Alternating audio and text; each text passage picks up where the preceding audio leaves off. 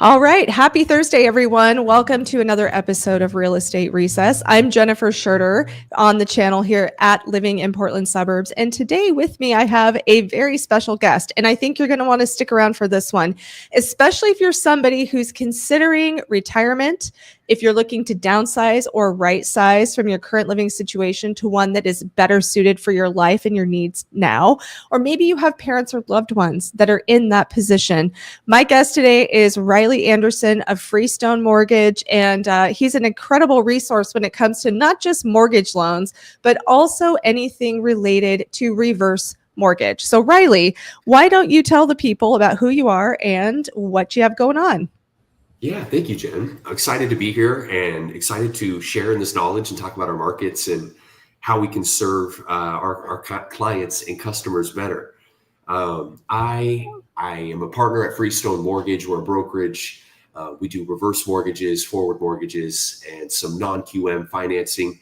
But I also own a sister company called Freestone Senior Connect that's geared towards solving seniors' housing problems, whether that's being placed into a community, age-in-place renovation, and leveraging reverse mortgages to help them pay for end-of-life care. So we've been really happy and really enjoyed getting to serve this demographic of 55 plus, and about a year into starting both of these Freestone companies, and being able to partner with you and serving that demographic has been really awesome. There's there can tend to be a lack of transparency that the senior is craving or looking for. And that's our approach, is transparency and more family members and trusted loved ones sitting at the table to make these decisions on how to proceed and take care of mom and dad, but also protect the assets they've accumulated and figure out how we can divulge those up at the end. Absolutely. I think that's incredible. And it's definitely a need. There's definitely, people age as much as we try not to, and as much as we physically do things to keep us from aging. Eventually we reach a stage and it's just life. Kids move out if you have kids and your big house doesn't meet your needs. You've got to figure out something that's better. Maybe you don't want to clean a 3,000 square foot house anymore, and you don't enter those empty rooms as much. And there's plenty of great opportunities and options out there. And I'm really excited to talk to you about what some of those are. But before we do that, I'm going to ask all of you watching to do me a quick favor. If you would leave me a comment and let me know how you're doing today. Would love to hear from you. Join in on the conversation. Also, if you would also do me the favor of subscribing to my channel, because I do these podcasts every single week, Thursdays at noon Pacific. Would be great to have you be part of the conversation and join in. You can also hit the notification bell to be notified when I have new content. So let's move on from that. Now that I got that business out of the way. So to kick this off, Riley, I thought it would be great. I'd love to hear your perspective on where in the world we're at with the market. Yesterday, we have a Fed update from yesterday. Yeah. And so I really want to hear what you have to say and your interpretation of what that looked like and what that means for people in the housing world. Obviously, interest rates are a big conversation right now. So what happened yesterday with the Fed, and what is going on in the real estate market now from your perspective as a mortgage lender? Yeah, great question. So yesterday, the Fed had a meeting. Essentially, they gets up on the podium and lets us know what they're going to do with the federal fund rate, which is the core interest rate of borrowing, kind of the global node. They came out and essentially kind of shoulder shrugged at us of between tariffs, unemployment, and some sectors of the market are booming. Others are hurting drastically. They essentially came out and decided to hold interest rates steady for another month. They meet every third week of the month. So we'll see them again in April. He'll come up to the podium and let us know if they're cutting, raising, or holding rates steady. So there was peace there, knowing that even the smart guys at the top are kind of trying to sort through how to proceed. So and Real quick, before we get too deep into this, one thing I think that there's a common misconception about the Fed. And when you say changing, like they held rates, and there's a misconception in the world that when people who don't do this for a living like you or I do, we're not attached to the real estate industry like we are, they hear that and they think that that automatically means that interest rates on mortgages are going to go down, which we know that isn't quite the case. So can you explain exactly what that means when the Fed says we're holding steady, we're cutting, we're increasing? What does that actually mean, and how does that shake out to the interest rate world that the consumer actually touches? Great question. The simplest way, or how I was taught and digested it, was the federal fund rate is for Fed member banks, and how this works is your Fed member banks, so your Wells Fargo, your Chase, your Citibank, your big five or Fed member banks. They have liquidity minimums at the market close every day. They have to have a certain amount of cash on hand. If they don't, they go to the window, they go to the Federal Reserve and borrow that money overnight and pay it back next day at market open. The federal fund rate affects credit cards, interest rates, and car loan interest rates. To be specific, it does not affect mortgage rates. Although we look at them, we pay attention to them, they can give you pointers on where the market may or may not go. There is no direct correlation of if they raise or were to lower rates yesterday that we would wake up with lower mortgage rates. They can help each other. They hold hands sometimes, but the notion that they cut rates so my mortgage rate will be cheaper tomorrow is not true. Yeah. But credit cards, specifically car loans, are your two largest ones that you're going to notice of. Interest rates got better. My monthly payment can be lowered on a credit card loan. Yes. And I guess the way for the consumers watching is it all shakes out where it does not directly impact, like Riley was saying, the credit card rates or your mortgage rates, but it affects the markets, correct? Like where that money is kind of coming from, the bond markets and mortgage that influence rates and costs and all that good stuff. So it isn't directly correlated with an increase or a decrease in mortgage rates. Sometimes it's, as they say, baked into the cake, but yeah. So thank you for that. I just didn't want to get too far off in the weeds, but you were saying that, the Fed, they kind of, it's what it is. We're just going to leave it where it's at. So, need more data is what they were harping on yesterday. They'd like to see more data as we get through the first quarter of 2025. They'll be able to look back, get our March data from this month, then have a full quarter to review and make a decision on where unemployment at, where jobless claims are at, where core interest rates are at, and see if are we progressing the right direction to a healthier overall economy. And the tariffs, a lot of opinions, good and bad. There are pros and cons of them. I want to be sensitive to that, but with them being put into place quickly overnight or the next day, they have sent some shockwaves through the markets, bond market and stock market included, that can be difficult to sift through on what that looks for us 90 days, 120 days down the road, which I think was part of their wanting to hold steady narrative that they were propelling yesterday. So a lot of opinions, but what is that going to mean for home builders? What do these tariffs and interest rates mean for building more homes? We know that we're facing a home shortage. There are more buyers or more humans wanting to buy than homes available.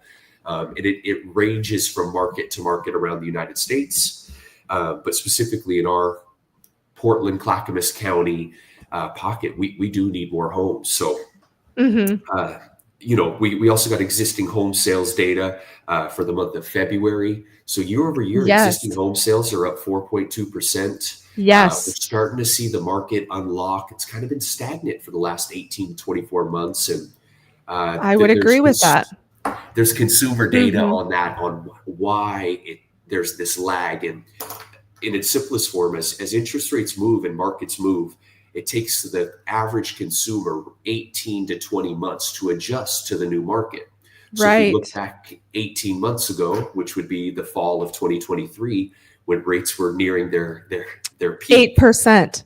I remember Yeah. October of 2023, because I will tell you, as a real estate agent operating a business in this environment, and in that environment in 2023, it was like the needle scratch on the record, like stop, like Yes. everything just was like dead until, I mean, it was a good 6 months of just complete shock, where just the shock to the system in the consumer world. And I'm sure people out there watching this have felt that, and remember that time. And so when you see those dramatic changes and things like that shift, it changes people's mindset and readiness of, okay, well, we are really going to have to hold off, because suddenly shifting to such a higher interest rate changes affordability equations so much for people. So it's natural to, you would think, yeah, that makes sense, that it's going to take some time for them to come back around. So 18 months seems to be about right. We're right on the money with that data point. Yeah, we're starting to see applications pick up, not just at Freestone, but nationwide. Mortgage applications for purchases are picking up. As rates have crept down, the people who bought, it stimulated some refinances and refinancing, using equity to clear out credit card debt that's at that pesky 25% plus a month interest that we're paying.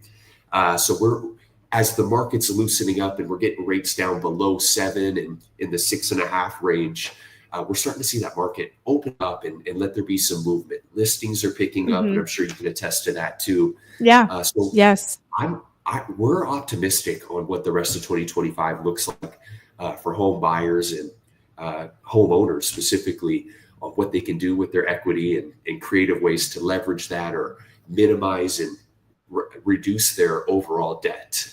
Right. A lot of us, myself included, we have what's called golden handcuffs, and I'm sure you come across this often. I don't want to lose my 3% mortgage rate. Well, Yes. Yes. You're paying 32% on your credit cards. Yes. If we blend the rate, I can show you the monthly payments. We can save you about $1,000 a month in monthly payments by refinancing all of this together. So being able to illustrate and eloquate that as rates move, we do have some flexibility to see the market loosen up and start rolling again.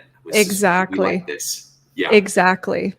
So overall, the bottom line here, folks that are watching, is that it's a cycle, or it's like a pendulum swing. So it's starting to swing back to where things are more favorable. People are feeling better about making moves. And so I am optimistic about what 2025 is going to bring. And I think it's going to be good for a lot of people. Me too. So if we go back, Riley, to what, the main topics, we've gotten the market updates. So we have the baseline of what's happening. And so you have this amazing expertise in the reverse mortgage space. And I know a lot of people watching this, those who are considering talking about retirement, what their options are, or are in the middle of it and want to maximize cash flow, whatever, they might hear the word reverse mortgage or the words reverse mortgage and go like, no, because you think about the reverse mortgage of 25 years ago, that was not the best product. And I think it left a really bad taste in a lot of people's mouths. So what can you tell me about the reverse mortgage of today and why it's better and different than the product that everybody is so familiar with that may not have the best reputation? Yeah, and I think it got a bad reputation for it was fair, the bad rep it got, to be frank. So in 2014 was one of the last large guideline or law changes we saw to protect the consumer. Prior to 2014, it was less regulated, specifically around non-borrowing spouses. We would have a couple, husband 62, wife would be 59. Well, wife isn't 62 in the eligible age range, so she would be left off the loan. And then that would cause issues down the road. So that was a really large issue that they cleaned up in 2014. The other one was the income requirements and the financial review of, we have the eligible versus qualifying argument, right? Just because you're eligible for a product doesn't necessarily mean you qualify for it. So prior to 2014, we would also see in the reverse mortgage space, a consumer would be sold multiple products while getting reverse mortgage. I'd get you a reverse mortgage and an annuity and a life insurance policy. So the reverse mortgage companies would double or triple dip and not set the senior up to succeed long term. And that's where a lot of the trauma or bad data or myths come about too. The other large one we see and run into is I'm basically giving the bank my home and I'm a tenant. And that's also a myth of this is like a forward mortgage. It's a mortgage on your home. So as long as you're current on your property taxes and insurance, like a forward mortgage, you can't be evicted. So those are kind of the three largest hiccups or myths or speed bumps we run into of bad data or old data, I should say, with new information. So 2014 was really when this product got revamped. The other thing I like to harp on too is there was no fee regulation. There's fee regulation now on people were baking in, this is a blanket statement, but baking in unnecessary commissions to their reverse mortgages, which was hurting the consumer as well. So this is an FHA product, an FHFA government regulated product now, available to homeowners 62 and over that qualify.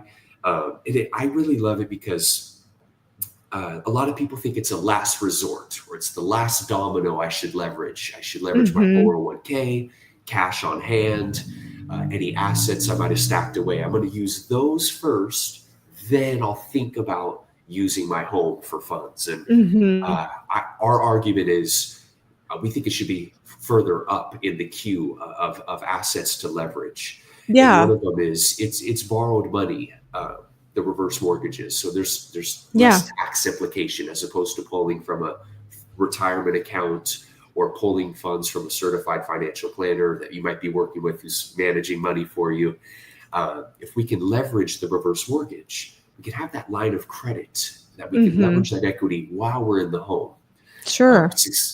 Both of my grandparents have reverse mortgages, and I would argue they're both on opposite ends of the spectrum income-wise. And it's really interesting to see both of them got a reverse mortgage as soon as they turned 62. And they both get to use it in different ways. My one set of grandparents, they use it for medical bills and paying for prescriptions and keeping their cost of living up with inflation and being able to keep up with the times. My other grandma gets to use it to vacation and while she's still young and healthy enough, use the funds instead of waiting till we get old and we have a house to pass down that we're going to have to sell and able to get the funds to the heirs and trust and will. And it can turn into a rat's nest of sifting through how to get access to the house mom left me. Including a trust and will attorney is really wise too. But yes, reverse mortgages. That's what I was just going to say is part of this conversation. Anytime you're setting up this estate is involve those estate attorneys, accountants, those types of people that can walk you through some of the other aspects of these decisions. And yeah, I think that's a very critical step in this whole process as well. Yes. Yeah. So using it, and we have two ways we can leverage a reverse mortgage. You can get a lump sum payment, or you can open a line of credit. And it's the situation or which way you should proceed is different for each consumer. But I like the line of credit because the line of credit's going to grow as your home value grows.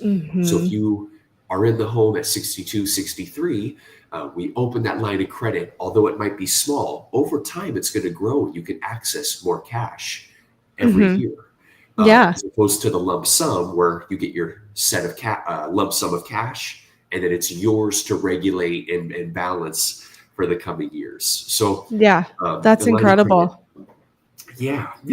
So it's I think I'm still a ways from retirement, but it's a conversation that we have because we ask ourselves, well, how much is Social Security really going to be there?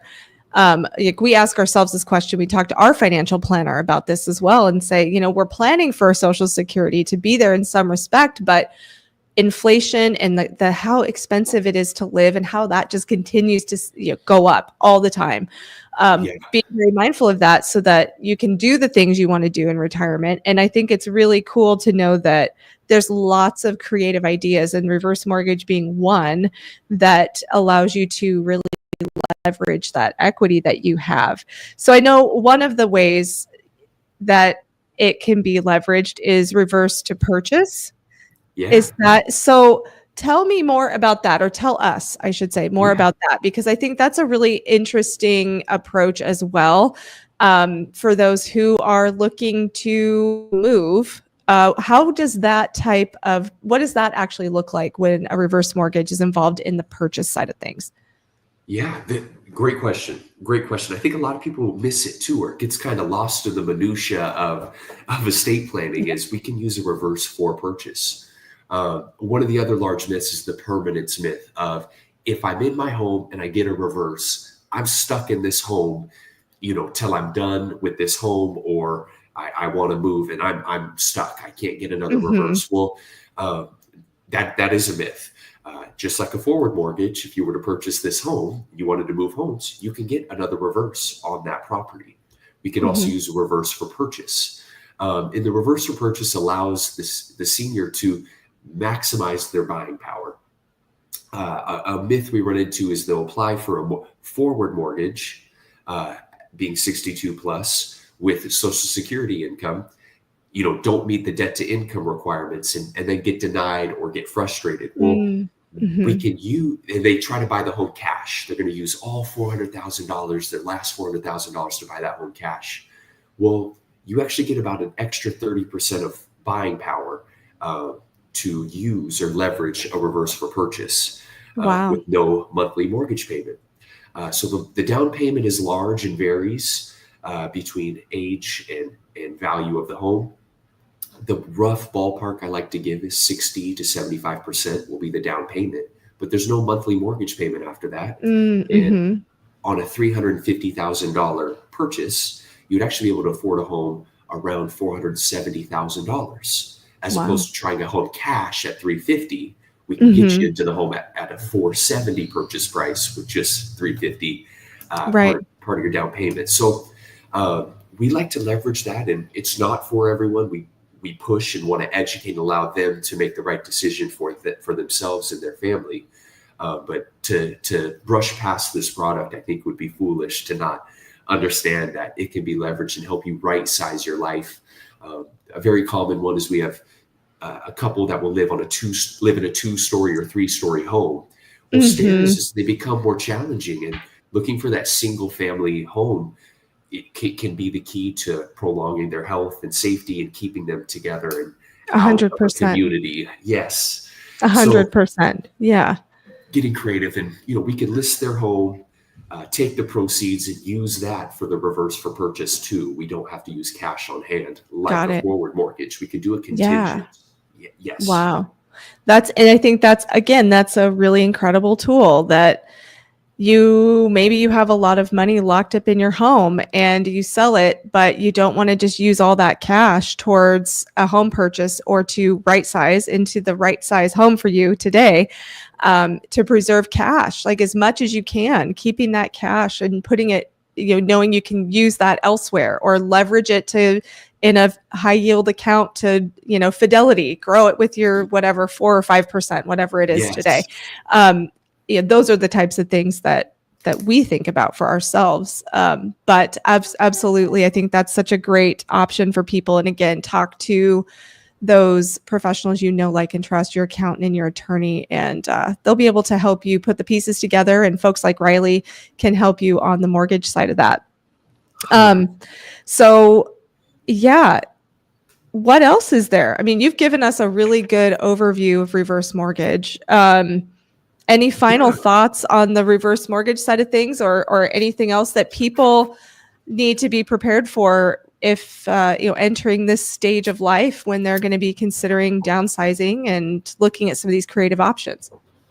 Yeah, I do. I have a couple other notable talking points we have on a lot of these introduction phone calls we'll have, or exploratory phone calls where we'd like to get the questions out. And A common one too is, does my credit score matter? Well, no. How reverse mortgages work, unlike a forward mortgage, where credit score, debt to income ratios really matter. Mm-hmm. A reverse mortgage looks at your willingness and ability to repay, not did you repay. An example Mm-hmm. that we've come across was someone was 3 months late on credit card bills. Well, they were on vacation for a month. We're dealing with some family issues the second month, Mm-hmm. and there was grace there from just honestly missing a Mm-hmm. payment. They had the funds, so that did not deter them from getting a reverse mortgage. And I like to harp on that too. Of we look at your credit, but we look at the willingness and ability to repay, not did you repay every month on Mm-hmm. time. Mm-hmm. Are Yeah. you really tight on your income? There's no income qualifications to you. You have to have income to show you can pay your property taxes and insurance. But again, we don't have debt to income ratios that we're locking into and trying to make ratios fit exactly down. We're trying to Mm-hmm. serve the senior and equip them to have funds to enjoy the rest of their life and get to spend time Yeah. with family or loved ones, or sit at home and watch TV every day. It's their Yeah. choice to it's their decision to make, and Yes. they're right. Yes. Yes. Completely. Yeah. Awesome. So awesome. Well, again, we know that you're good with reverse mortgage, and one of the things that we are looking, that we've worked on recently is a couple of non-reverse mortgage clients. And Yeah. going back to our market update earlier, we talked about consumers. They're starting to come off the fence and get back into the market, and listings are up, sales are up, everything's starting to move again after this 18-month cooling off period, while the economy kind of did what it was going to do. Yeah. So I think for buyers out there, what's exciting is that you don't just have to come in with your down payment. The rate is the rate, and that's it. There's exciting things that we can do to help buyers save as much money as possible, which a couple things we've talked about, I think, with our clients recently that we've served together are the temporary rate buy downs and how Yeah. those work, and even permanent rate buy downs. Because I know some people are not as excited about the temporary side. There's definitely pros and cons to the temporary buy down, but why don't we talk about those? Because I think for people who recognize that the market will, could continue to improve, we could see interest rates come down over the next few years, and how that rate buy down is going to play into all of that. Yeah, that's a great question. We have our temporary rate buy downs and we have our permanent interest rate buy downs. And this is how borrowing money has worked on credit cards, car loans, mortgage loans. You're slotted into interest rate buckets. If you want to pay some cash up front, you can buy yourself your interest rate down. Well, what we've been seeing is this weird over the last 18 months of to buy your interest rate down, it's actually been really expensive. So I like to do a break-even analysis. If we're going to spend $2,500 to buy your interest rate down, Mr. Client, I want to make sure, how much money are we saving each month, and how many months of savings would we need to stay in this loan to make sure you recoup your investment of buying this rate down. So a lot of these have not been penciling out to be under 18 months or 2 years. So I've been hesitant. I like to give you the information, let them make an educated decision. But temporary rate buy downs have really helped ease the burden of slightly higher interest rates, allowed you to still have access to that cash of the temporary buy down where it's not permanently applied towards that 30-year mortgage interest rate buy down. Right. We can do a temporary rate buy down where we take the difference in interest rate. We take that monthly difference, we put it in an escrow account for the allotted time, and it takes the difference of what that payment would be to lower your monthly payment. The other really big benefit has been if we were to refinance you in that window where you have a temporary buy down, those additional funds that we didn't use go towards a principal balance reduction. So we still can access those funds and not have to lock them up by permanently buying the rate down. Knowing we might refinance in 6, 12, 18, 24 months, that would be flush dollars that would not be the best use of seller credits or subsidized agent commission, however we want to structure the buy down.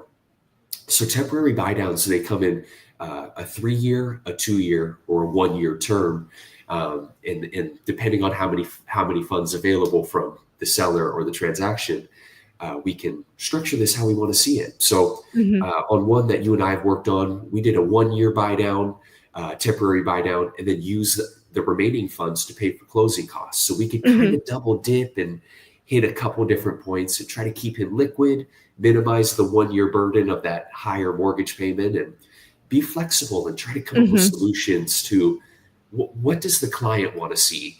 I only have so much power, but we really can get creative on financing of making the deal work for them, knowing that they would like to be a homeowner and know that they want to own real estate. Can you just help me get creative on how I own this real estate or enter into this transaction? So I was going to say, so one of the things that often comes up in these conversations, or even if you read online comments where these types of products have been talked about, is it's being compared to another version of an adjustable rate mortgage.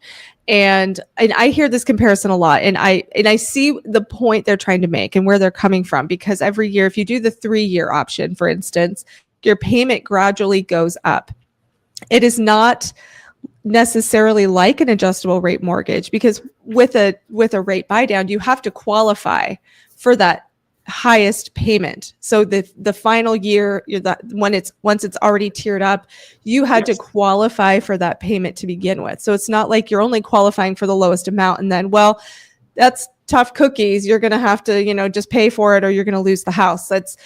They've changed those. Obviously, lending standards have changed quite a bit since the crash years of 08 and 09. But what else would you add to that argument where they're saying that, oh, this is just another version of an adjustable rate mortgage?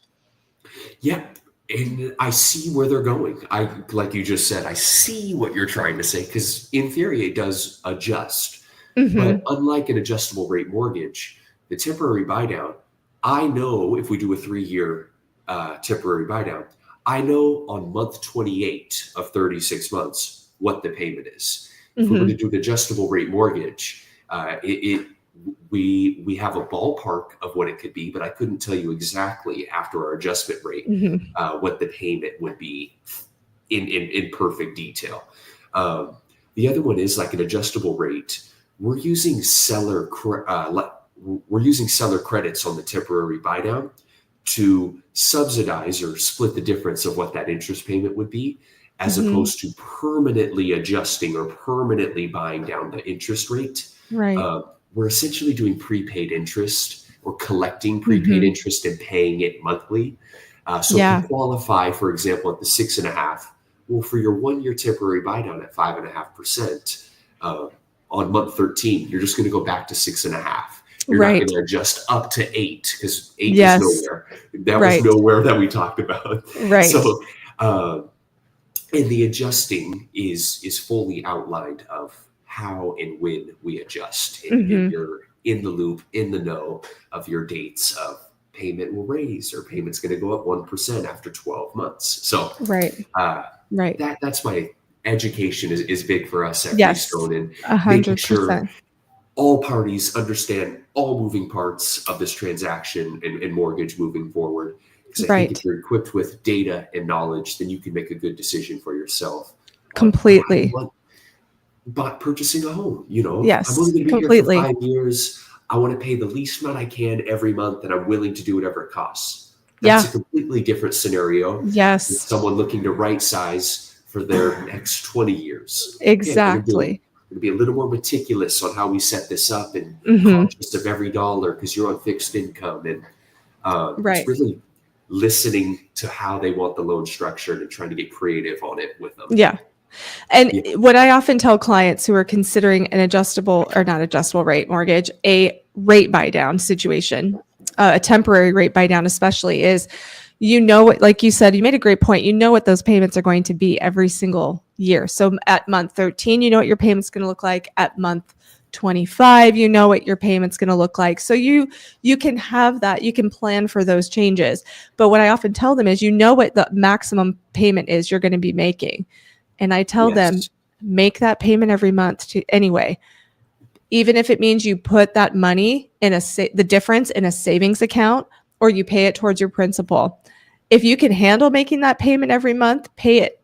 Just keep that and know that it's helping you in some capacity pay yourself, either by setting up cash savings every month and setting that up for yourself, or you're able to pay down that principal even more during that period of time. It's just going to help you get ahead that much faster. So it can be a smart tool for people who are willing to manage it and think in that fashion, where they can be organized enough to put that together. But if you're somebody that just wants to set it and forget it, and you're just going to make a payment and you don't want to have to think about it, then maybe this product isn't the right option for you. But I think there's a lot of upsides for people who can think about it that way, and understand 100%. how that would That's function. a great point.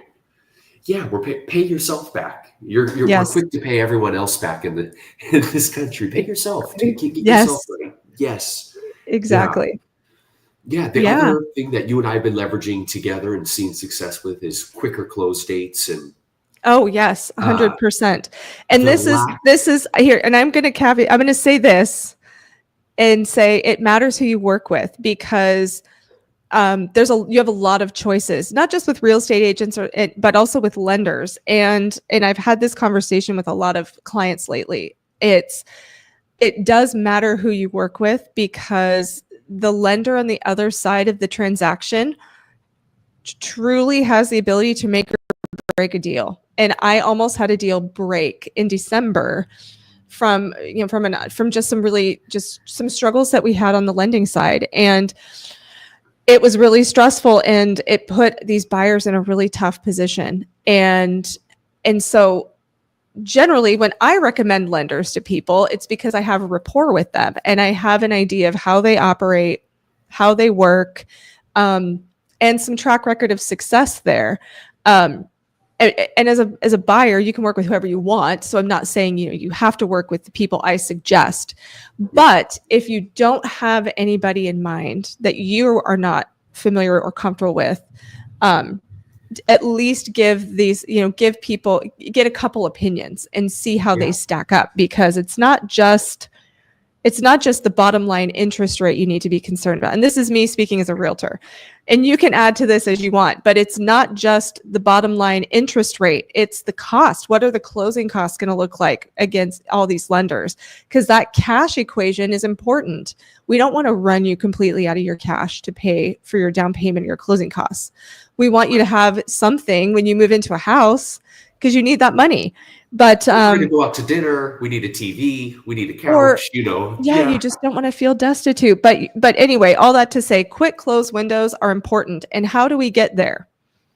Yeah, I think you set the stage perfectly on that. Of quick close windows, I think, come from trusting and knowing your system and process in and out.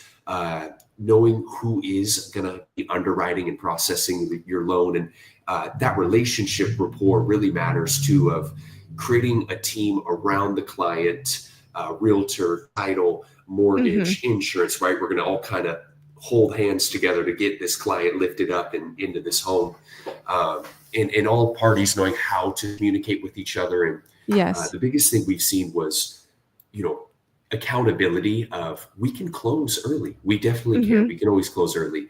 I need the client to be bought in and engaged. I need the agent to be bought in and engaged, and the insurance agent to send binder when we're ready to go. So if we get this verbal, everyone on the same page, ready to close quick, let's do it. And then setting up the file correctly. I think, doing this is year 5. I've seen enough nightmare files of, I should have done that. You accumulate these years of creating how you want to look at a mortgage loan and work with the client and balance these personalities. But quick close windows been really important for those negotiating multiple offers on a property. Of I'm human too. If I'm listing my home, the quicker I get my Mm-hmm. check, Yes.